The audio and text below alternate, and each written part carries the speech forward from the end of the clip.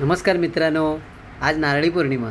लहानपणी नारळी पौर्णिमेला नारळ फोडाफोडी खेळताना ज्याचा नारळ शेवटपर्यंत टिकायचा ना, तो गल्लीचा रॉकस्टार असायचा. पण आपला नारळ पहिल्या फेरीत फुटायचा आणि मन खट्टू व्हायचं. तेव्हा गल्लीतल्या एका सिनियरने मला एक भयंकर भारी गुपित सांगितलं होतं. नारळ रात्रभर मिठाच्या पाण्यात बुडवून ठेवला ना, तर तो एवढा टणक होतो की समोरच्याचा नारळ फुटेल पण आपला नाही. लहानपणीची ही गोड समजूत पकडून मी 2026च्या नारळ पौर्णिमेला तीच जुनी ट्रिक वापरून पाहिली. काल रात्रभर नारळ मिठाच्या पाण्यात पोहत होता आणि आज सकाळी मी नारळ फोडाफोडीच्या मैदानात उतरलो. समोरच्याचा नारळ फुटला ठॅम. आणि विश्वास ठेवा किंवा नका ठेवू, ट्रिक 100% सक्सेसफुल झाली.